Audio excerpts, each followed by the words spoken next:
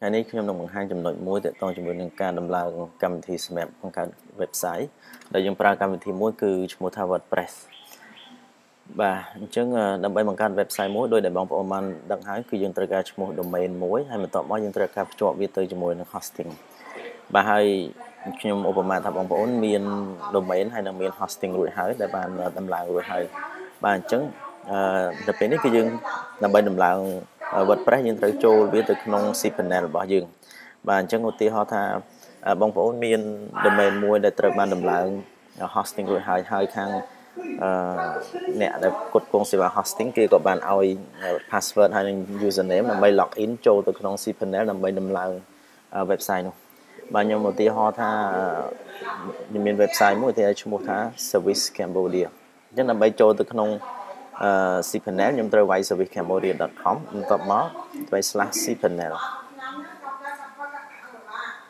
បាទបន្ទាប់មកគឺវាចេញអញ្ចឹងបន្ទាប់មកខ្ញុំនឹងវាយឈ្មោះបាទវាយ username វាចូល service បាទ q4 ហើយនឹង password បាទ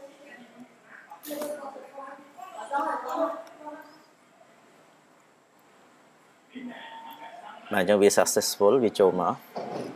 បាទអញ្ចឹងយើងវាបង្ហាញផ្ទាំងនេះមួយបាទអញ្ចឹងបន្ទាប់មកយើងចុច no I'm fine send នេះទៅបាទហើយនៅទីនេះខ្ញុំនឹងបង្ហាញពីរបៀបនៅក្នុងការដំឡើង website ដែលយើងត្រូវប្រើកម្មវិធីវាមាន2ទី1គឺយើងអាចប្រើតាមរយៈការបង្កើតនៅដោយដៃបានន័យថាយើងបង្កើត SQL បង្កើត user database អីដោយខ្លួនឯងហើយបន្ទាប់មកយើង install វាហើយនឹងមួយទៀតគឺយើងប្រើកម្មវិធីមួយដែលងាយស្រួលតែម្ដងដែលគេដំឡើងឲ្យនៅក្នុងកម្មវិធីរបស់ cPanel នេះស្រាប់បាទអញ្ចឹងនៅទីនេះខ្ញុំមុនដំបូងនេះខ្ញុំនឹងបង្ហាញដំបូងសិនតាក់ទងជាមួយនឹងការដំឡើងដោយស្វ័យប្រវត្តិបាទគឺវាមានកម្មវិធីដែលដំឡើងនៅក្នុងcPanel នេះស្រាប់តែម្ដងបាទអញ្ចឹងពេលដែលបងប្អូនចូលមកយើងមានឃើញប៊ូតុងច្រើនបាទចំណុចផ្សេងដែលបងប្អូនចង់មើលដូចនៅកន្លែងនេះបងប្អូនអាចបដូរ password វានៅកន្លែងនេះបានបាទបងប្អូនគ្រាន់តែចុច change password នេះមកអញ្ចឹងបងប្អូននឹងអាចបដូរ password ដាក់ password ចាស់ដាក់ password ថ្មីបានតាមបងប្អូនត្រូវការបាទហើយបន្តមកទៀតវាមានកន្លែងផ្សេងទៀតដែលបងប្អូនអាចប្រើវាបានប៉ុន្តែខ្ញុំនឹងបង្ហាញតាមក្រោយទៀតដោយ SQL database នេះអីដែលយើងអាចប្រើវាសម្រាប់បង្កើត website ថ្មីឬក៏បង្កើត database សម្រាប់ប្រើអញ្ចឹងប៉ុន្តែនៅពេលដែលយើងប្រើកម្មវិធី automatic ដែលគេដំឡើងដោយស្វ័យប្រវត្តិនេះគឺយើងមិនត្រូវការចាំបាច់បង្កើត SQL ឬក៏ username database ទេប៉ុន្តែខ្ញុំនឹងបង្ហាញបន្ថែមទាក់ទងជាមួយនឹងការបង្កើត SQL ហើយនឹង database នេះប្រសិនបើឧទាហរណ៍ថាបងប្អូនមិនត្រូវការប្រើតាម automatic ឬក៏ស្វ័យប្រវត្តិដែលគេមាននៅក្នុងនេះទេបងប្អូនអាចដំឡើងវាដោយខ្លួនឯងបានបាទអញ្ចឹងមុនដំបូងនេះបើសិនជាបងប្អូនចង់បង្កើតវាដោយស្វ័យប្រវត្តិបងប្អូនអាចចុចវានៅទីនេះបាទយើងមានប៊ូតុងមួយឈ្មោះថា simple script នេះបាទអញ្ចឹងពេលយើងចូលមកបន្ទាប់មកយើងរកប៊ូតុងមួយឈ្មោះ simple script បាទអញ្ចឹងយើងចុចលើប៊ូតុង simple script នេះមក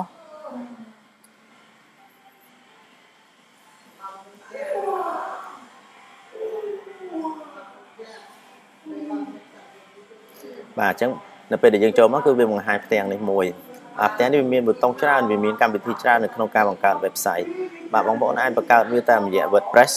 ដែលយើងឃើញនៅទីនេះបាទឬក៏បងប្អូនអាចបង្កើតវាតាមរយៈកម្មវិធីផ្សេងទៀតដូចជា Joomla ឬក៏ Drupal បាទហើយនឹងមានកម្មវិធីផ្សេងទៀតដូចជាឧទាហរណ៍ថាមាន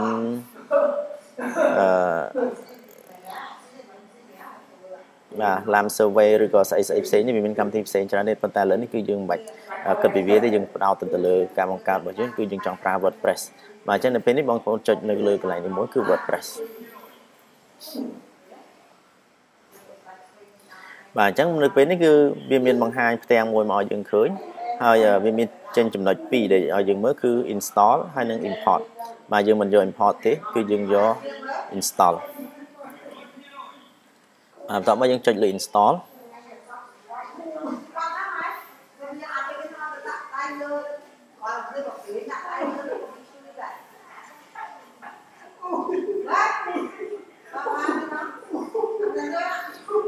បាទនៅពេលដែលចូលមកក្នុងកន្លែង install វានឹងចេញផ្ទាំងមួយកន្លែងនេះបង្ហាញប្រាប់យើងថាយើងយក version របស់វាគឺ WordPress 3.9 បាទព្រោះថា WordPress វាមានបន្តគ្នាមករហូតតាំងពី 3.1.2 មករហូតមកដល់ 3.9 អញ្ចឹងយើងយក 3.9 ហើយបន្ទាប់មកវាសួរថាតើយើងចង់ install WordPress នៅកន្លែងណាបាទទៀតថាបើសិនយើងចង់ install WordPress នៅក្នុង savicambodia.com website របស់យើងឲ្យគេបើកចេញគ្រាន់តែវាយ savicambodia.com ហ្នឹងចេញ website របស់យើងតែម្ដងគឺយើងរើសយកហ្នឹងបាទហ្នឹងមានពីរប្រភេទទៀតមួយយើងចង់ឲ្យវាចេញ www ហើយនឹងមួយទៀតមិនឲ្យចេញ www បាទយើងអាចរើសយកបាទជាប៉ុណ្ណេះជាធម្មតាយើងគួរតែយកឲ្យវាមាន www នេះមកបាទប៉ុន្តែបើសិនជាបងប្អូនចង់គិតថាមិនឲ្យវាចេញទេពេលដែលវាយ savicambodia.com អត់ទាន់ឲ្យចេញទេចង់ឲ្យចេញwebsite ហ្នឹងគឺត្រូវបើកនៅក្នុង folder មួយទៀតអញ្ចឹងបងប្អូនអាចបន្ថែម folder មួយនៅកន្លែងនេះដើម្បីឲ្យពេលដែលបើកមកវាមិនគេត្រូវវាយចូលក្នុង folder ហ្នឹងមួយទៀតទៅបានចេញបាទប៉ុន្តែជាធម្មតាគឺយើងមិនបាច់ដាក់អីទេនៅកន្លែងនេះព្រោះថា website របស់យើងចង់ឲ្យវាគេបើកមកគឺចេញ savicambodia.com ហ្នឹងចេញតែម្ដងប៉ុន្តែឥឡូវខ្ញុំឧបមាថាខ្ញុំដាក់ folder មួយទៀតនៅកន្លែងនេះអញ្ចឹងបងប្អូនប៉ុន្តែនៅពេលដែលបងប្អូនបង្កើតវាបងប្អូនមិនបាច់ដាក់ទេព្រោះថាបើសិនតែដាក់បងប្អូនត្រូវវាយបន្ថែមឈ្មោះអាហ្នឹងមួយទៀតដើម្បីឲ្យវាចេញប៉ុន្តែនេះខ្ញុំគ្រាន់តែជាឧទាហរណ៍ដើម្បីបងប្អូនបានមើលទៅមកអញ្ចឹងឧទាហរណ៍ថាខ្ញុំចង់ដាក់នៅកន្លែងនេះខ្ញុំដាក់ WP មួយទៀតចាស់តំណាងថា WordPress ចាស់បាទអញ្ចឹងបន្ទាប់មក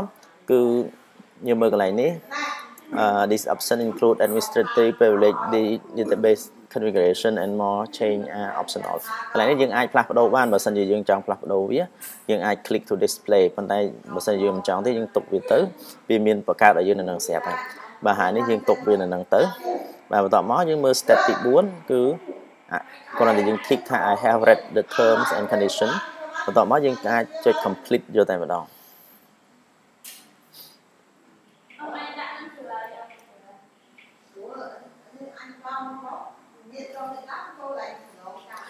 បាទបន្ទាប់មកយើងត្រូវរងចាំដើម្បីឲ្យវា install WordPress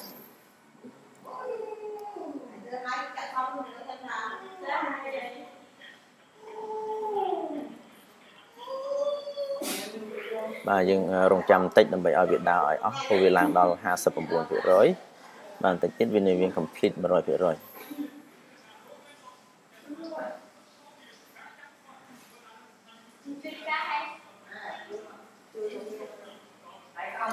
បាទអញ្ចឹងគឺនៅពេលនេះខ្ញុំបានតម្លើង WordPress មួយរួចហើយគឺនេះគឺ site URL បានន័យថា website ខ្ញុំត្រូវបើក www.savicambodia.com/wp បាទហើយបើខ្ញុំចង់ចូលទៅកែ website របស់ខ្ញុំត្រូវវាយ www.savicambodia.com/wp-admin ហើយនេះគឺជា username ហើយនិង password បាទអញ្ចឹងឧទាហរណ៍ថាខ្ញុំត្រូវចុចចូល savicambodia.com/wp បាទនេះគឺជា website របស់ខ្ញុំដែលខ្ញុំបានបង្កើតបាទនេះហេតុអីបានជាខ្ញុំត្រូវវាយ /wp នេះមួយទៀតព្រោះថាខ្ញុំបានបង្កើតមិញនៅក្នុង simple script ដែលខ្ញុំបង្កើតនោះគឺខ្ញុំដាក់ wp ចុះបើសិនជាក្នុងនេះខ្ញុំដាក់ wp ហើយខ្ញុំអត់វាយ wp ទេតែវាចេញអត់ទីថាខ្ញុំវាយ www.savicambodia.com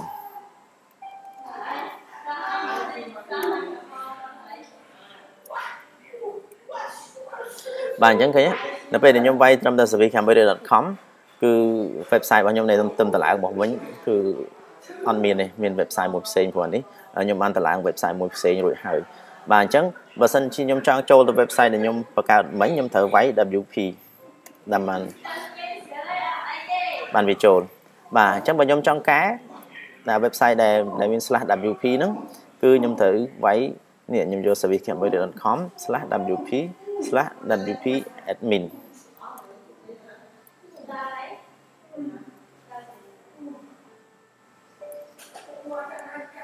បាទនេះគឺជា username ហើយ password របស់ WordPress ដែលខ្ញុំបានតម្លើងអំបញ្ញមិញបាទបន្ទាប់មកខ្ញុំ copy យក password បាទខ្ញុំត្រូវយក password ហ្នឹងដើម្បីយកមកដាក់ចូលដើម្បីកែបាទអញ្ចឹងកន្លែងនេះខ្ញុំវាយពាក្យថា admin បន្ទាប់មកខ្ញុំប៉ះ password មកខ្ញុំអាច log in ចូលដើម្បីកែ website របស់ខ្ញុំបាននៅក្នុងនេះ បាទប៉ុន្តែត្រូវចាំថា website របស់ខ្ញុំនេះដោយសារតែខ្ញុំ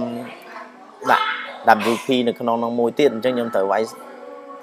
/WP ទៅបានអាចចូលមកបានហើយនៅក្នុង web នេះក៏អញ្ចឹងដែរតើទៅ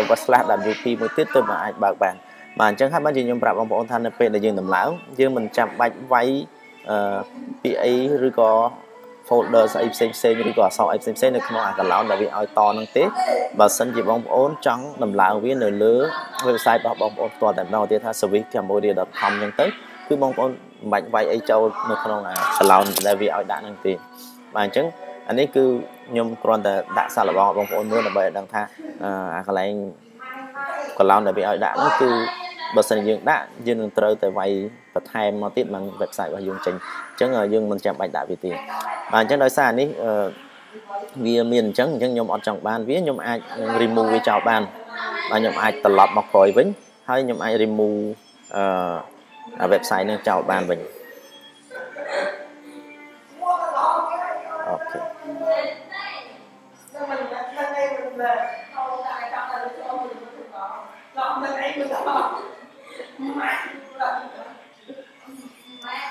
បាទខ្ញុំអាចត្រឡប់មកក្រោយវិញមក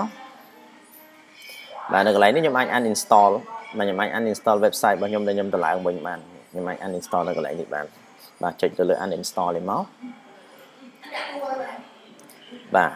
នេះខ្ញុំ uninstall servicecambodia.com/wp ហើយគេសួរយើងថាយក head file អីបានជាយើង uninstall យើងថា I just don't like it ឬក៏ testing WordPress អីចឹងទៅបាទចុចមកយើងចុច remove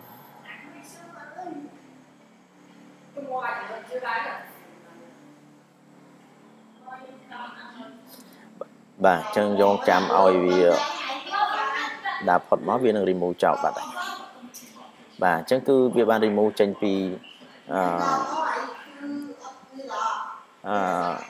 ចេញពី hosting cPanel របស់យើងបាត់ហើយអញ្ចឹងទោះបីយើងវាយចូលនៅកន្លែងនេះវាយ /wp admin នេះក៏វាលែងមានដែរ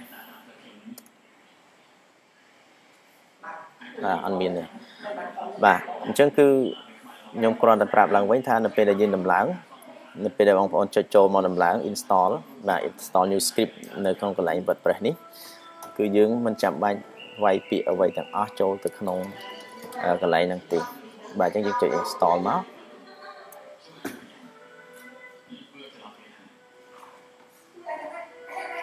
បាទហើយយើងទុកកន្លែងនេះទៅចោលទៅនេះទៅហើយយើងចុច tick ហើយ install យកតែម្ដងបាទអរគុណច្រើនហើយអញ្ចឹងចំណុចនេះមួយគឺការបង្កើតដោយស្វ័យប្រវត្តិនេះចំណុចបន្តមកទៀតខ្ញុំនឹងបង្ហាញតើតើជាមួយនឹងការបង្កើតដោយយើងប្រើការបង្កើតដោយខ្លួនឯងបាទយើងបង្កើត database អីដោយខ្លួនឯងបាទអញ្ចឹងចំណុចទី2នៃការរបៀបនៃការបង្កើត website ដែលប្រើកម្មវិធី WordPress គឺយើងប្រើដោយការបង្កើតតាមរយៈដោយខ្លួនយើងផ្ទាល់តែម្ដងគឺយើងបង្កើត database បង្កើត username អីដោយខ្លួនឯងបាទអញ្ចឹងទីថាយើងមានwebsite domain យើងមាន domain ហើយនឹងមាន hosting រួចហើយបន្ទាប់មកយើងបានចូលមកដល់ក្នុង hosting របស់យើងរួចហើយដែរបាទអញ្ចឹងដើម្បីបង្កើតwebsite មួយយើងត្រូវការបង្កើតនៅ database មួយសិនបាទអញ្ចឹងនៅពេលនេះគឺយើងអាចចុចប្រើនៅកន្លែងនេះគឺយើងប្រើ MySQL database បាទបន្ទាប់មកយើងនឹងឃើញមានឈ្មោះមួយនៅកន្លែងនេះបាទអញ្ចឹងឧទាហរណ៍ថាយើងអាចប្រើឈ្មោះណាមួយដើម្បីសម្គាល់ website របស់យើងបើសិនជា website របស់យើងមានក្នុង cPanel របស់យើងនឹងតម្លើង website ច្រើនយើងអាចត្រូវដាក់ធ្វើម៉េចដើម្បីឲ្យយើងចំណាំថាdatabase មួយហ្នឹងគឺជា database របស់ website មួយណាបាទអញ្ចឹងឧទាហរណ៍ថានេះខ្ញុំដាក់ដោយខ្ញុំប្រើ website មួយផ្សេងទៀតឈ្មោះថា internetstream.biz នេះចាស់អញ្ចឹង database name នេះគឺ intern p0 inter បាទខ្ញុំដាក់ចឹងមកទៅតោះមកយើងបង្កើត create database បាទបន្ទាប់មកយើងចុចត្រឡប់ go back មកវិញបាទបន្ទាប់មកយើងត្រូវរើសយក database ឈ្មោះ intern p0 intern ហ្នឹងហើយយើង check វាមួយសិនបាទបន្ទាប់មកយើងចុច check ហើយគឺយើង go back បាទបន្ទាប់ go back ហើយយើងត្រូវ repair វិញមួយទៀតបាទ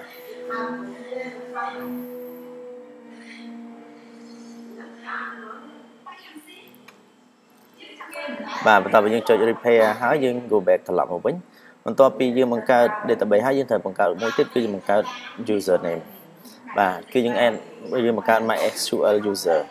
បាទអញ្ចឹងបន្ទាប់ពីយើងបង្កើត MySQL user យើងដើម្បីកុំឲ្យច្រឡំគ្នាយើងអាចដាក់វាឲ្យដូចគ្នាតែមកបាទហើយនេះគឺជា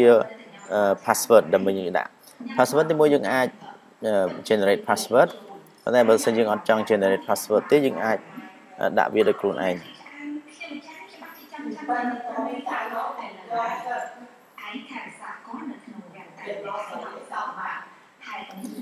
បាទបន្ទាប់មកយើង create user បាទបន្ទាប់ពីយើង create user ហើយយើង go back បាទបន្ទាប់ពី go back ហើយយើងត្រូវ select បាទ select យក user ដើម្បី add ចូល database ហ្នឹងទៀតគឺយើងចុចជ្រើសរើសយកមក username MySQL user ដែលយើងទៅបង្កើតនេះហើយយើង add វាចូលបាទ add នេះគឺយើងត្រូវ add អីយើងហៅថា add privilege ដើម្បីឲ្យ user មួយនេះមានសិទ្ធិបាទហើយបន្ទាប់មកយើង go back បាទបន្តមកទៀតបងប្អូនត្រូវត្រឡប់មកវិញគឺចូលមកក្នុង home នេះវិញបាទហើយយើងចូលរកក្នុងប៊ូតុងមួយឈ្មោះថា file manager តមកយើងចុច go បាទបន្តមកចុចនៅក្នុង file manager រួចហើយបាទវាបង្ហាញ folder នេះបាទបន្តមកយើងត្រូវ upload បាទយើង upload បាទយើងចុចប៊ូតុង upload ដើម្បី upload អីគឺយើង upload WordPress បាទចឹង WordPress យើងអាច upload នៅកន្លែងនេះបាទ WordPress តើយើងបាន WordPress នេះមកពីណាបាទ WordPress នេះគឺបងប្អូនត្រូវចូលវាទៅ download យក WordPress នៅក្នុងwebsite មួយឈ្មោះថា wordpress.org បាទឥឡូវនេះដោយសារខ្ញុំបានdownload វាយកមកទុករួចហើយបាទអញ្ចឹងបាទខ្ញុំគ្រាន់តែចុចលើនេះហើយខ្ញុំចុចខ្ញុំចុចនេះគឺខ្ញុំចុច upload វាឡើងប៉ុន្តែដោយសាររបស់ខ្ញុំមាន file មួយនៅក្នុងរូបហ្នឹងរួចហើយអញ្ចឹងខ្ញុំមិនបាច់ upload វាឡើងវិញទេប៉ុន្តែបើសិនបងប្អូនអត់មានបងត្រូវ upload វាឡើងវិញបាទអញ្ចឹងកន្លែងនេះខ្ញុំឧបមាថាខ្ញុំបាន upload រួចហើយបាទអញ្ចឹងគឺយើងចូលមកក្នុងនេះវិញគឺយើងមាន file មួយឈ្មោះ WordPress បន្ទាប់មកយើងត្រូវពលាតវាបាទអញ្ចឹងយើងត្រូវពលាតវាយើងចុចលើវាហ្នឹងមកហើយយើងចុច extract បាទចុច extract file បាទបន្ទាប់មកយើង close បាទដល់យើងចុចបាទ reload វាមកបាទសំទោសដល់វាមានបញ្ហាអីឬក៏អត់ទេបាទបន្តយើង extract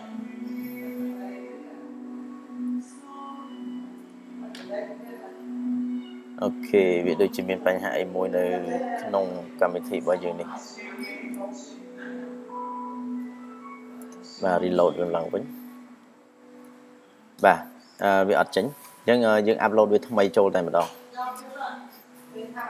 បាទអញ្ចឹងយើង upload វាបាទយើងយក file WordPress របស់យើងមិញហ្នឹង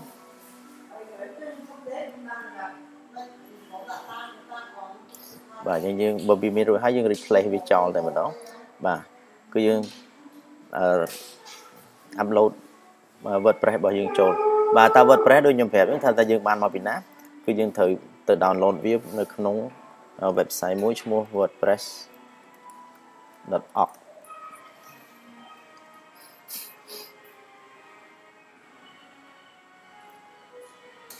បាទនៅកន្លែងនេះបាទអញ្ចឹងវាមានចុចកន្លែងប៊ូតុងមួយនេះគឺឲ្យយើង download បាទ WordPress model នេះគឺ model 3.9 បាទ3.9.1 បាទអញ្ចឹងគ្រាន់តែបងប្អូន download វាយកចេញមកហើយបងប្អូន upload វាចូលទៅក្នុងកន្លែងដែលខ្ញុំបានបង្ហាញនេះទៅគឺបងប្អូននឹងអាចបាន website មួយនៅពេលបន្តិចទៀតនៅពេលដែលយើងដំឡើងវារួចរាល់ហើយ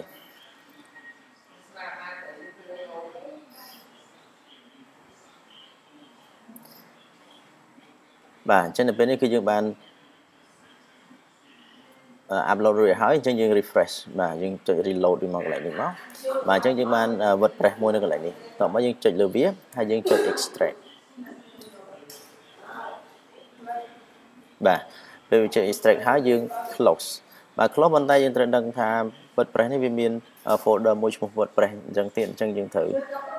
ចុចលើវាហើយបន្ទាប់មកយើង select លើវាទាំងអស់មកបាទហើយបន្ទាប់មកយើង move បាទយើង move file ហ្នឹងត្រឡប់មកក្រោយវិញតិចបើសិនជាយើងមិន move វាមកទេយើងនឹងជាប់វានៅក្នុង folder មួយឈ្មោះ WordPress ហ្នឹងបាទ move file បាទអូខេអញ្ចឹងយើង up one level ត្រឡប់មកវិញបាទអញ្ចឹង website របស់យើងបានពលាតវារួចហើយបាទបន្ទាប់មកបងប្អូនអាចវាយ website ដែលយើងបានតម្លើងហ្នឹងគឺ www.internetstream.biz បាទនៅពេលនោះគឺវានឹងចេញផ្ទាំងមួយអញ្ចឹងដើម្បីឲ្យយើង config file បាទបន្ទាប់មកយើងចុចលើកន្លែង create a configuration file បាទបន្ទាប់មកយើងចុច let's go បាទអញ្ចឹងកន្លែងនេះគឺវាឲ្យដាក់ database name database ដែលយើងមានមិញគឺ intern p0 inter បាទហើយ username គឺ intern p0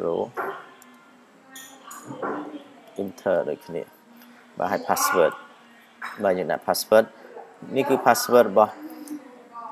database ដែលយើងបានបង្កើតមិញបាទ username ដែលយើងបានបង្កើតមិញបាទហើយនេះយើងរក្សាទុក local hostile តោះមកយើង submit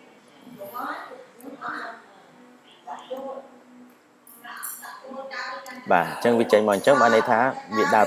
បាទវាត្រូវបាទអញ្ចឹងយើងតបមកយើងចុច run install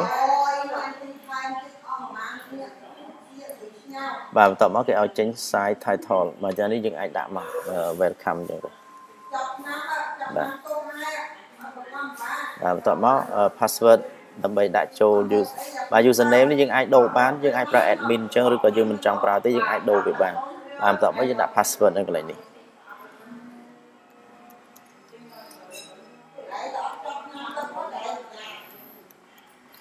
បាទបន្ទាប់ពី password ហើយយើងអាចវាយ email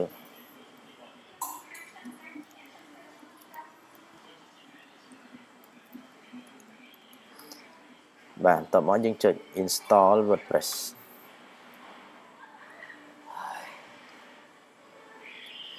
បាទអញ្ចឹងបន្ទាប់មកយើងអាច log in ចូលទៅក្នុង WordPress របស់យើងបានដោយយើងវាយ admin ហើយវាយ password របស់យើងដែលប្រើមិញហ្នឹង